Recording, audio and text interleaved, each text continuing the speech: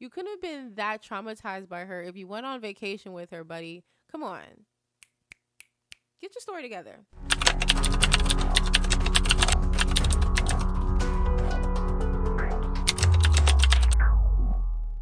Hey friends, and welcome back to Dose of True Crime. If you're new to the channel, thank you for stopping by, and I hope you stick around. Today's story is a wild one because we're going to Europe, yeah? So I thought we might try and blend in. Specifically, we're going to England, so I'm not really sure how I sound. Do I sound like a native?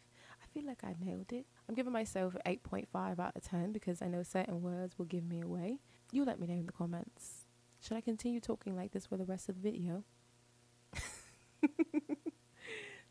I'm going to mess up. I'm going to stop right here. But in any case, today's story is no laughing matter. I've been thinking about this case since like July, possibly, when I came across it. And I feel like every week or every other week I have thought about this story. Like, I really need to talk about this story. I don't know why. It's just, it is sick what people will do to people, especially those that take care of you. Yeah. So in any case, we're going to hop right into the story. So all I ask is if you guys like today's story, that you like the video and comment on some other cases that you would like me to talk about down in the comment section. And without further ado, let's go ahead and hop into today's story. Today we are going to be applying some skills that Barney taught us back when we were adolescents. We're going to use our imagination. So what I want you to do is close your eyes and envision yourself in your beautifully decorated apartment. You're relaxing, enjoying the ambiance of no noise, when all of a sudden something catches your eye. And so you get up from the couch and you take a walk over to investigate this something, and you decide it's pretty important enough to where you probably should go investigate. You decide to immediately leave your apartment and head upstairs to the neighbors that live above you, which is a son and father duo. Nathan Robinson, who's the son, and William Spiller, who is the father. So you knock on the door and wait for a response. After a little while, you hear someone coming to the door and it swings open, and it's the son, Nathan. So you go ahead and introduce yourself and explain what you've seen and the concerns that you have and how it might be affecting your unit. And what you get in return is a blank stare. Nathan is just staring at you as if you're overreacting, and he's actually quite calm and very nonchalant. But what you don't know is that you are actually face to face with a killer, and the discovery that you just made is tied to a murder investigation. So again, this case took place in England, Europe, and this was in the year of 2013. So for context, Nathan and William, like I said, lived together in an apartment. William was 49 years old and he was a huge man. He stood at about 6'5", weighing over 300 pounds. Nathan didn't come anywhere close to his size. But in any case, the two of them lived together for some time, and to be honest, William was fed up with Nathan's presence. Nathan was a grown-ass man who did not want to get a job, and he was very capable of working.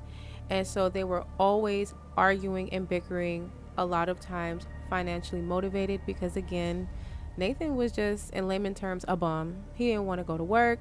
He just wanted to be taken care of. He wanted to be pampered. He wanted an allowance. He did not want to have to lift a finger. And so his father was fed up with it. It got to the point that William actually started tracking how much money Nathan owed him, and it came out to about 36,000 pounds, which is quite a bit of money. And again, Nathan didn't want to contribute to anything. He didn't want to pay for any of the rent. He didn't want to contribute to the utilities, not even groceries. Like, the man literally just wanted to be an overgrown baby and be taken care of. So on May 16th, 2013 would be a crazy argument. This argument was unlike any other one, and it was the last straw for both of them. Nathan was tired of telling his dad that he was not going to work and that he wanted to be taken care of. And his dad was even more upset with how lazy his son was and trying to figure out why he didn't want to go to work, why he didn't want to get a job. He was very capable of doing so. And he even asked him, like, do you expect me to take care of you for the rest of my life? Negro, please. I mean, obviously he's not black, but you get what I'm saying. Like, you're very capable. If anything, the shoe should be on the other foot. You should be getting ready to take care of your dad because he's getting up there in age. He would like to relax after taking care of you his entire life so far. So I guess Nathan didn't see it that way, and in the heat of the moment, he stabbed and killed his father. But it doesn't even end there. So after he killed his father, he took 2 knives and started to dismember the man. 6'5", over 300 pounds. Could you imagine how much strength that would take and how much time that would take to dismember someone of that thickness and that size? Nathan is a demon on earth. He's literally one step away from being another Jeffrey Dahmer. The only difference is that he didn't go seeking gay guys and he didn't eat his dad. That's the only difference. The man that literally took care of you your entire life, and you are sitting there chopping him up like liver. Grimy. Disgusting. I don't even know. Inhumane. That's the word for him. Inhumane. That's still not even wild. Okay? I mean, that is wild, but there's still more that makes it even wilder. So after he dismembered his father, do you want to know what he did with the body parts? He put the body parts in plastic containers, like plastic, not Tupperware, but like storage boxes. Yeah, like that. And then he stacked all of them up and put a TV on top and used his father's body parts as an entertainment center for his TV. Please, please. What? How do you even have the thought to do that? You could have just went and buried him somewhere, just let the man rest in peace, but you went and used him as an entertainment center? Oh my God, the audacity. So during the whole dismemberment party, you didn't think at any point that maybe you should just stop what you're doing and turn yourself in? You didn't think that maybe this is not a good idea and you're just way in over your head? Like, you already killed your dad. Now you're chopping him up. Nathan was literally racking up charges. He went from murder to like beyond murder. I don't even know what you call that. Like, dismembering. It's one thing when you kill someone, but to take it a step further and cut their body up into pieces is a whole nother level of evil. I mean, you're already wild enough for killing someone, right? Like, whether it's a fit of rage or premeditated, whatever the case is, if you can kill someone, which everyone is capable of, but who's actually gonna do it, right? If you can actually kill someone, you're already a different level of crazy.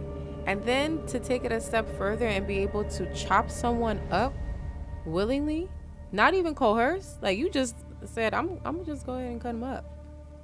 That's wild. Oh, also earlier, I think I said that he used 2 knives to dismember his dad, but it was actually a saw, 2 saws, and a knife. Those are the correct details, because again, his father is huge, so there's no way he would have been able to complete that task in the short amount of time that he did. So then after he did all of that, he cleaned up, and then he stole money from his dead father's account, approximately $10,000 US, but I think it was about 8,000 or 9,000 pounds. And guess what he did? The first thing he did, y'all, he paid rent. Your daddy been begging you to pay rent all this time, and you just now want to pay rent? Child, the ghetto. That's it, that's all. The ghetto. The audacity. Like, Nathan was hell-bent on being a trust fund baby, except there was no trust to inherit. He just wanted to be taken care of all of his life. No ifs, ands, or buts about it. That's it. That's all. And if you didn't see it his way, he was gonna make you see it his way. So anyway, child, after he did all of that, paid the bills, he also went out and spent money on some frivolous items. He went on vacation. He just continued living life as if everything was normal. The only thing was that there wasn't this 6'5", 300+ pound man constantly bickering at him. Now, in addition to all of this, Nathan impersonated his father for about a month And then all of a sudden, he just decided to stop. He was just tired of doing it, so he stopped. And that was his mistake, because as soon as he stopped, people started to become concerned because, for one, his coworkers hadn't seen him for a while, and it was very unlike William to just not show up. And so they assumed maybe, he was on vacation or sick. But when people tried to reach out to him and he wasn't responding, that's when they knew there was an issue. And then on top of that, William had a girlfriend, and her name was Gladys. Her name is not Gladys. It's actually Glennis. And I don't know why my brain was wired to keep saying Gladys. Even though I have the notes right in front of me, I still could not get my brain to cooperate with my mouth. But yeah, y'all, if you hear me say Gladys, it's Glennis. So sorry about that. And Gladys was also concerned that he wasn't responding to any of her messages as well. So she dialed 999, which is equivalent to 911 here in the States. And that's when she decided to report William missing. They did an investigation and they spoke to the neighbor that was downstairs. Remember the imagination we had earlier? Remember the discovery we made inside of our unit? That was pink liquid, which was the blood of his father dripping from those plastic containers, and a mixture of cleaning solution, because obviously he cleaned up the mess that he made after he pulled a damn Jeffrey Dahmer on him. And so when the police actually attempted to approach the apartment, they were hit with an awful stench. And I'm sure you all know what that stench was. Yeah. The decomposing body of Nathan's dad. They already knew what time it was. So, of course, he was no longer at the apartment. He had actually fled to his mother's house in Birmingham, where they picked him up. And when they got there, he actually had the audacity to ask the police if they were joking when they told him why they were there.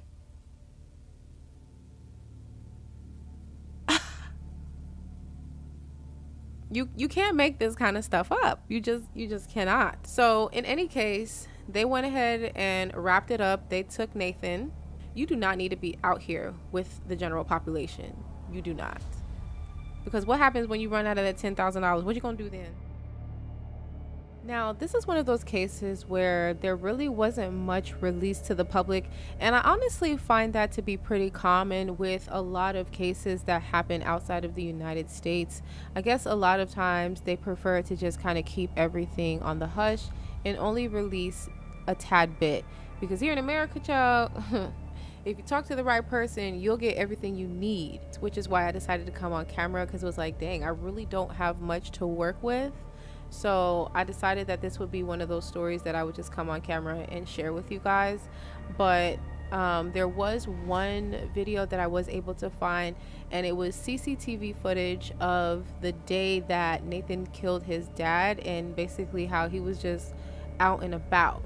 Now, on top of this video is audio of Nathan being interviewed by the police approximately 2 weeks after the murder.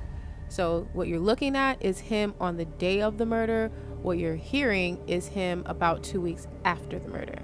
That's how the video was curated. I didn't do it. But let's take a look. I just had a missed call off you, and my friend phoned me as well saying that you've had a report that my dad's gone missing. My friend also phoned me up saying that my dad's gone missing or something. Or someone's reported him missing. Right, so where did your father live? He lives down in Bournemouth. Lacey Court. Lacey Court? Yeah, L-A-C-Y. Yeah. Court, that's 7 Stedman Road. Said that the police went round, and that's how you managed to get my telephone number. Police went round to a house looking for him. When? But the thing is, I actually know where he is, which is quite weird. So what's his name? William Spiller. So where is he then? He's up with his friends. His friend's got cancer, so he's been stopping with him. Friend in? Friend in Kidderminster. In Kidderminster? Yeah. Actually due to come and see me today. His phone's been broken. So I've been in contact with him through his friend's phone, because he's been up visiting his friend who's dying of cancer at the moment. So circling back to what Nathan actually did with the money that he stole from his dad, because I really want you guys to understand how loose the screws are in his head. So the money that he stole from his dad, right? Like I said, he went on vacation, but it wasn't just like any vacation. He went to go partying with his friends in Scotland, okay? So he went to Scotland, vacation, partied with them. Then he took that money, some of the money that he stole from his dad, and took his mom on a vacation as well for a weekend. So he killed his dad to take his mom on vacation, and then he paid his rent too. The same rent that his dad has been begging him to pay for years. But he only did it now because it was stolen from his dad. So he owed his dad $36,000, plus he stole $8,000. He was just, if he would have just gotten a job and earned it like everybody else on this planet, he would have been fine. But instead, he wanted to take the shortcut. But in any case, he would eventually go to trial. And so his excuse for killing his father was because he had a very wild and troubled upbringing. He claims that his father was extremely abusive and that he was also tarnished by the memories of his mother being a prostitute as well. The same mother that he took on vacation. You couldn't have been that traumatized by her if you went on vacation with her, buddy. Come on. Get your story together. Child, he could have hired me as his lawyer. I could have done a better job than that. I'm sorry, but if I'm that traumatized by somebody, the last thing I'm going to do is spend some of my bread on you. I'm not doing that. For what? Why? So I can relive the moments? I'll pass. Thank you. So in addition to the stories that he told about his parents, Nathan also admitted that he had a drinking problem and that he would black out from time to time. And so there was one occurrence where Nathan, I guess, sent some messages to William's girlfriend, Glennis, out of anger. He was drunk, another manic episode. And so William had to basically apologize on behalf of Nathan's antics. And of course, she understood. She knew that he had a problem, so she just brushed it off. But as far as the day of the murder, he claims that he only remembers certain parts of the actual attack. Like, he remembers his dad sitting on the bed, he remembers stabbing him, and then he remembers taking one part of his dad and placing it in a large box. And then he said for some reason he just assumed the other body parts were in other boxes or something like that. Like, he just really didn't remember what happened, which could be because of his severe drinking problem. Because when you black out, sometimes you truly don't remember what you did, but nonetheless, you did it. You remember enough that you did it. Don't try and play with us. Jack Daniels, Jose, and them did not make you do it. You did it. But in any case, prosecution brought down their star witness, which was the neighbor who lived below William and Nathan, because he got literally firsthand as to when the murder occurred. He happened to be home when everything occurred. So from what the neighbor said is that he heard a struggle, and then he heard William ask Nathan to call an ambulance for him. And that was the last time he ever heard of William again. So then after that, he noticed that something that led him to go upstairs and talk to Nathan, the killer, that something was actually the blood of William seeping through the plastic boxes mixed up with cleaning solution. So that was damning in itself. See, I have a bone to pick with the neighbor because this is the same person who was home at the time that the murder occurred. He heard the argument, which then escalated to a scuffle, followed by William pleading for Nathan to call the ambulance. At that point, he also would have heard and seen that an ambulance never came. Even if he didn't pick up on those clues, just a few hours later, he saw pink liquid dripping from his ceiling. His ceiling, y'all. At that point, you don't think something is wrong considering all of the events that occurred within such a close time span? I don't know, maybe I'm just overthinking it, but I can't help but wonder if the neighbor would have called for help at the time he heard the scuffle and William pleading with Nathan for the ambulance, if that could have potentially saved William's life, because we don't know how long William necessarily suffered before he officially passed away. And by no means am I blaming the neighbor for the death of William, because at the end of the day, that falls 100% on Nathan, because he was the one who picked up the knife and plunged it into his father. But I can't help but wonder if calling for help would have changed anything. which kind of segues into a little story time that just happened the other day. So I was driving home late at night. It was probably like 10:30, 11 o'clock, and it's really dark. I'm on the highway about to exit to get onto another highway to get home. And right before I get ready to exit, I see this blacked out SUV, probably a suburban style truck, and it's off the side of the road, kind of like in a ditch. And I don't know, I just thought the position of the truck just kind of looked funny to me. The headlights were still on, but there was no motion. Like, there was no one hopping out of the car. No one pulled over to see if anything was okay. I don't know. I just felt like something was off with the scenario. And then at first I talked myself out of calling 911 because I'm just thinking like, girl, you watch too much true crime. You're overthinking. And then I drove for like another 20, 30 seconds and I'm just like, nah, I'm calling because at the end of the day, I would rather be safe than sorry. That person could be knocked out in there and I don't even know. And I'm just a female by myself. That's not safe for me to pull over and see what's going on. You know, that could be a whole trap in itself for trafficking. You don't know how clever these people can be. So anyway, I decided to call 911 and just report what I saw. And after I explained, the 911 operator, she informs me, because I'm thinking like, you know, they could have like swerved off the road. You know, there could have been a drunk driver. They could have been on their phone not paying attention, or they could have had a medical emergency and maybe a heart attack or something, and it led them to swerve off, and maybe they knocked themselves out in the process. You just don't know. Like I said, the windows were tinted. It's blacked out. I can't see anything. It's nighttime.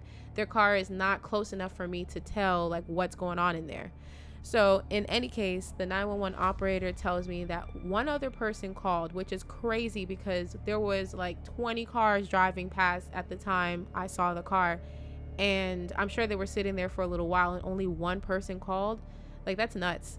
But in any case, she said that the person who called had actually witnessed the truck swerve off the road and land in the ditch. So I was right. I was actually right because, like I said, the position of the truck didn't really seem like they intentionally went down there. And it's like, what reason would you even have to be over there late at night where it's barely lit, like you can't see? So it just goes to show that utilizing these emergency dialing systems are super important. I mean, we pay for them anyway with our tax dollars, so you might as well give them something to do. Oh, okay, guys, one last thing that I remembered about the neighbor, and I'm gonna leave y'all alone.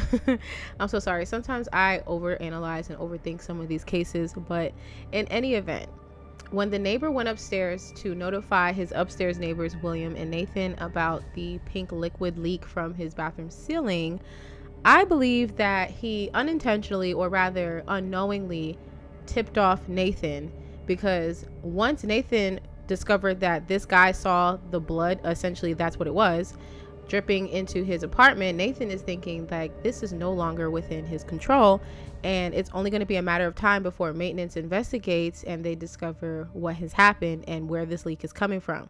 Because I wholeheartedly believe that if the leak never happened, that Nathan may have tried to stick it out as long as he could until the stench kicked in, and then he would have, exit stage left.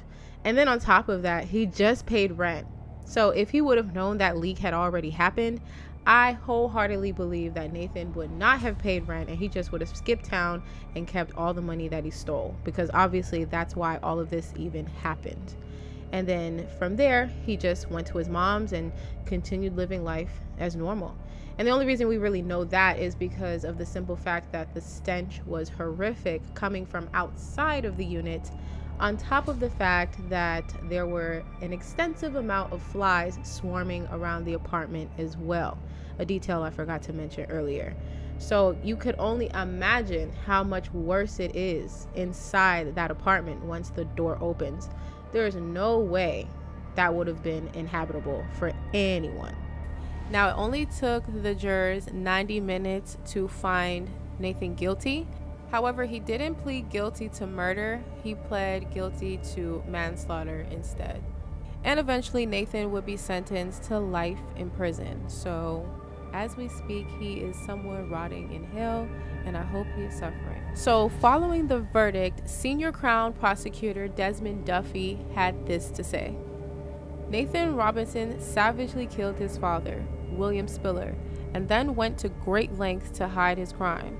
The 27-year-old who lived with his father accepted that his financial position was dire at the start of 2013.